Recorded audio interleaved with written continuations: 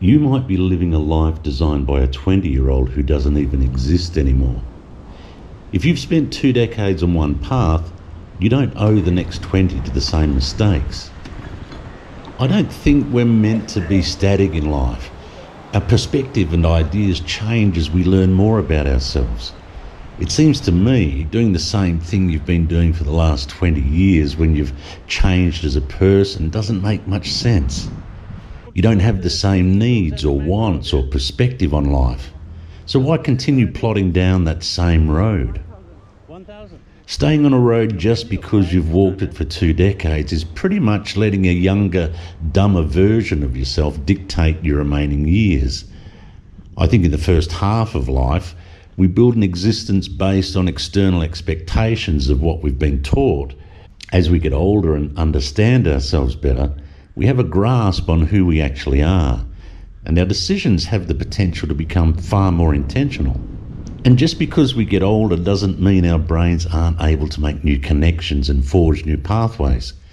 We're never too old to change, find a new direction, seek new experiences, or throw life's rulebook out the window altogether if we want. I think we can redefine ourselves or who we are whenever we like. Many people resist change out of fear of losing stability or security, but I found as I've gotten older, change is actually the only constant. It seems to me choosing and embracing a new path is a perfectly natural and almost expected part of getting older. When we hit 40 or 50, if we're not careful, our brains start telling us that the game is just about up. We're heading into extra time. But if you actually look at it, you probably have 30 or 40 years left. That's a really long time playing the same part. That's the entire lifespan of a whole separate human being. Imagine telling a 20-year-old that their life is set in stone and they aren't allowed to try anything new for the next 3 decades. It sounds ridiculous, yet that's exactly the kind of nonsense we tell ourselves in the mirror.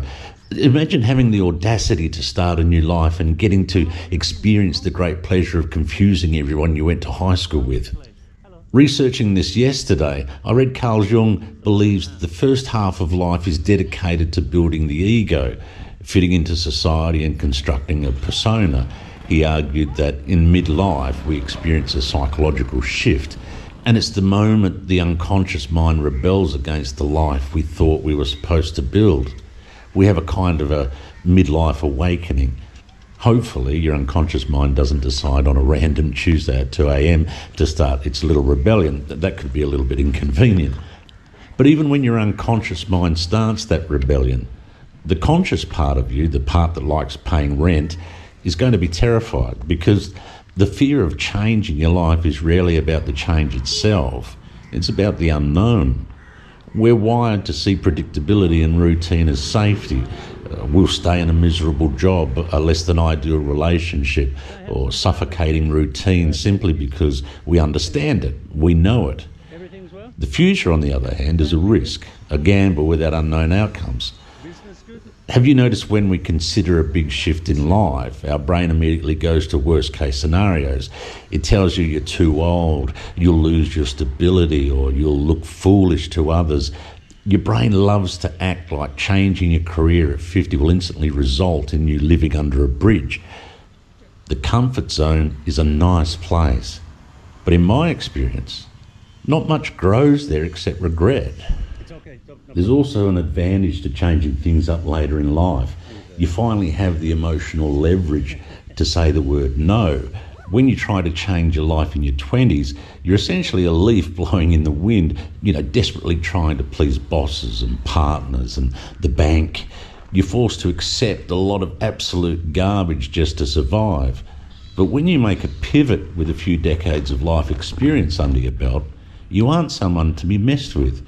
You've already survived the worst jobs, the bad breakups, the terrible haircuts. You know how to budget, you know how to spot a fraud from a mile away, and your tolerance for BS has bottomed out to an all-time low. That means your new direction isn't a desperate gamble to live, it's a controlled, dignified execution. You aren't asking the universe for permission anymore, you're just doing what you want to do. We need to remind ourselves what the stakes actually are. When looking back from the end of life, people rarely regret the things they tried and failed at, but they do regret the paths they left untravelled, perhaps the passion they wish they had pursued, those far-flung places they'd always wanted to visit. I also think a full life is measured by how deeply you're actually experiencing things and not by accumulating things. And when that realisation finally hits you and you understand it's not too late to change your life, there's a huge feeling of newfound freedom. It's like the prison doors of your old life have been flung open for the first time. For years you thought your past choices had permanently set the future in stone for you, but in the moment of clarity, that illusion disintegrates. You realise you're not the captive audience member of your own life. You're completely free to switch stories mid-chapter and be whoever the heck you want to be.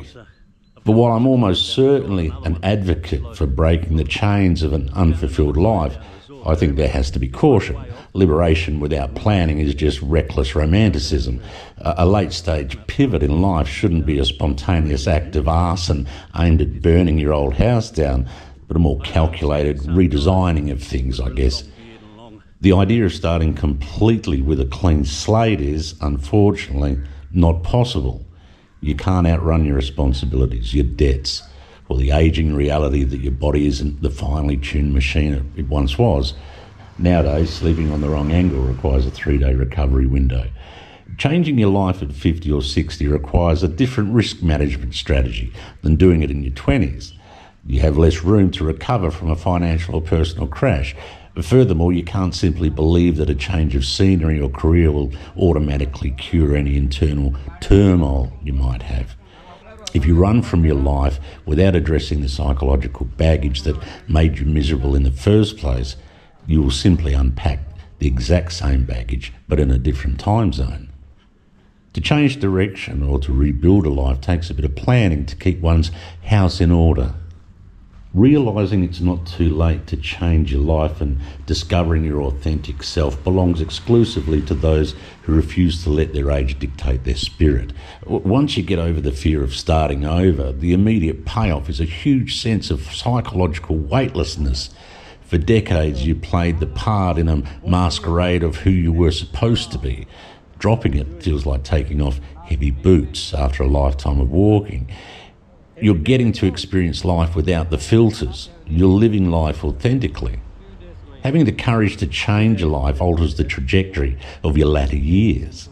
Instead of sliding into a stagnant, predictable retirement where your main daily hobby is perhaps monitoring your neighbour's lawn height, you enter the second half of life imbued with a sense of real purpose. And this living truthfully makes you feel darn good about yourself. You no longer need to prove anything to a world that doesn't really care. Your validation comes entirely from you. You realise that having the audacity to change turned the act of ageing into a damn good time. There's an Australian guy I met last year here by the name of Paul. He runs a business and he's been good enough to talk with us. Paul, hi. Good to see you, mate. Good, do you want to come in? Yeah, thanks for having us. This is Canvas, you call it, Paul? Canvas restaurant, yes. Yeah. Well, you're what, part of the business here yourself? Yeah, I'm a director of the company. That's how I'm out here. What's your background? Now, correct me if I'm wrong. You were in restaurants and bars in the UK? Yeah, restaurants, bars, Australia, the UK, a few other places here and there, but yeah. You had a pretty interesting childhood. Your father worked in Papua New Guinea. He's a marine engineer, so I mean, I was born in Singapore. My parents met in Bahrain in the Middle East in the 70s. I was born in the 80s in Singapore. We moved around a bit, moved to Australia in the late 80s, early 90s, then moved around Australia quite a bit, and then I've lived in England, a few other countries in Europe and stuff for short periods of time, back to Australia. You were in Papua New Guinea for a while. He was working? Papua New Guinea for a bit. My father's, he's been director of a shipyard in Papua New Guinea for 20 years nearly, so, and that's very close to Cairns where my family lives in Australia, so it's an hour flight. It's an interesting place, Papua New Guinea. I can imagine, I've heard. Yeah. Have you been back? Yeah, I've been there a few times in the last few years. Just when I see my father, we'll sometimes go out there for a week, and he still has business out there and things like that. But yeah, it's an interesting place. A little dangerous, but a beautiful country. It makes it more interesting, doesn't it? Yeah, exactly. When did you first discover India?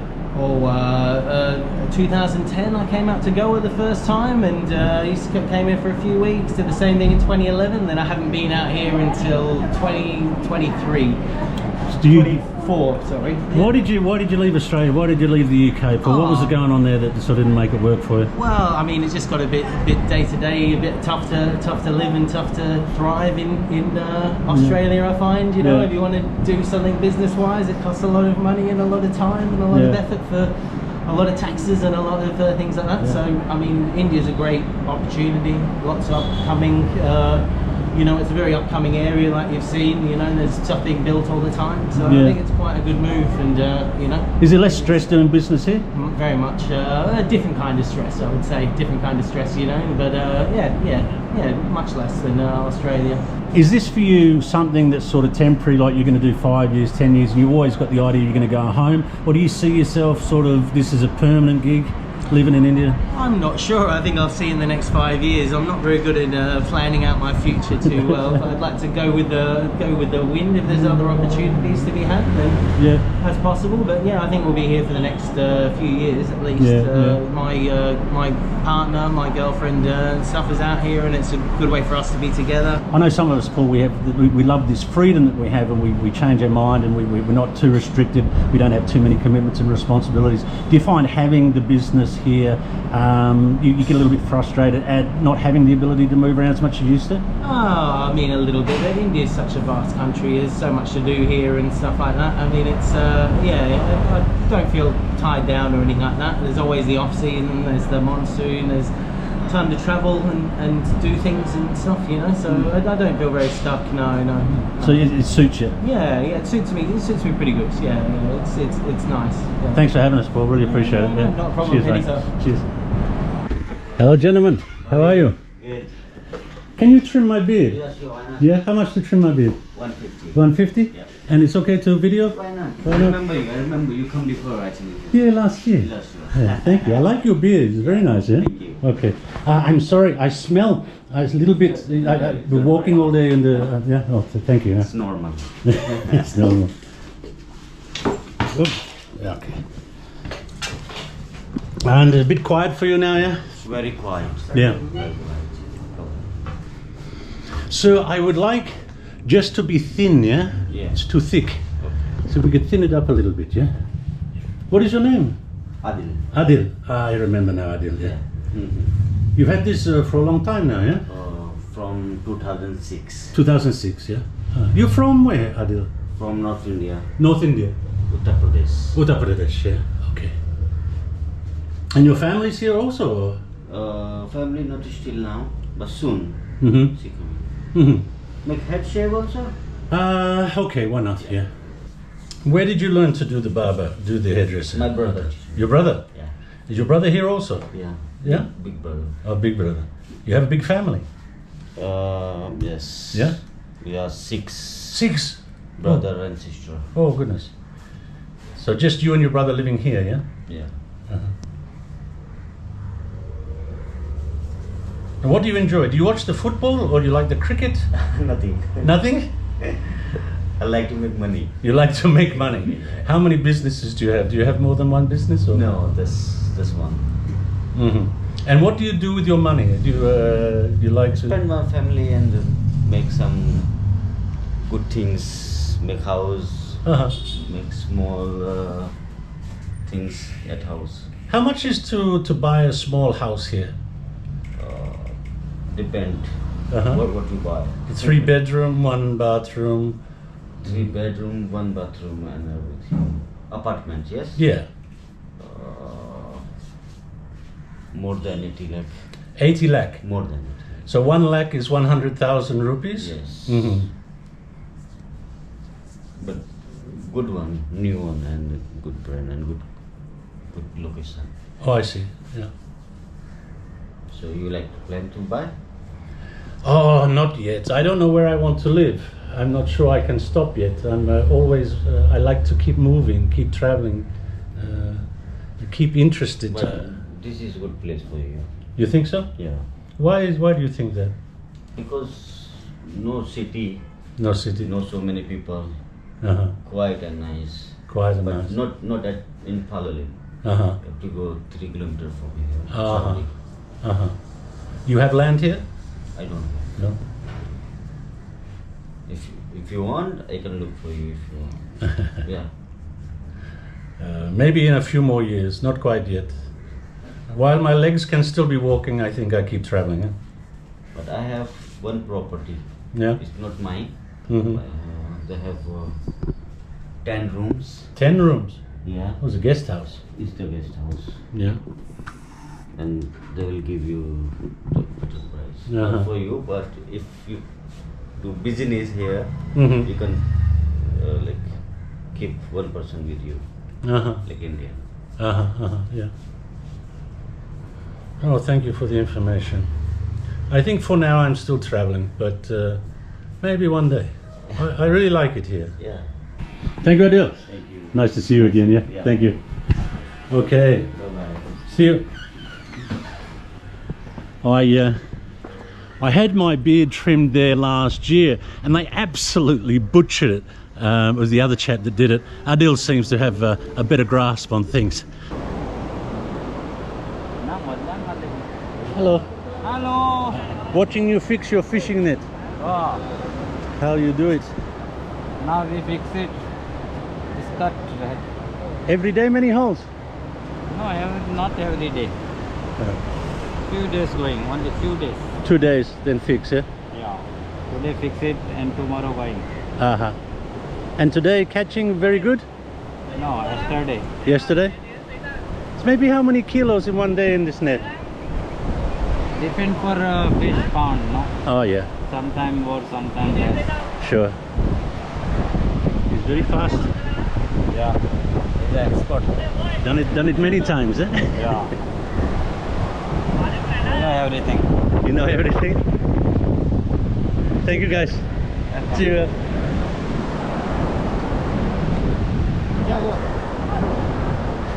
This is the village net or just one person owns the net? It's like we'll do combination. Combination, yeah?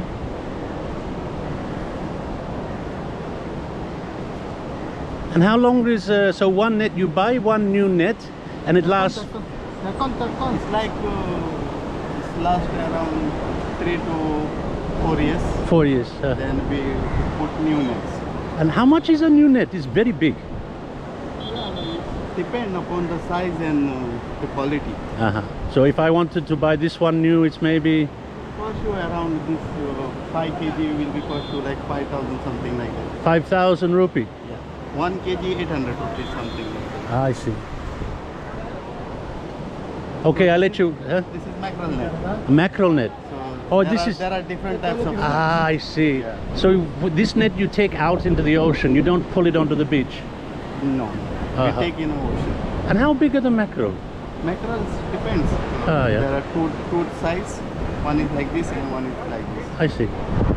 Thank you, sir. You've been very helpful. Yeah. Yes, Have a sir. good day. Yeah.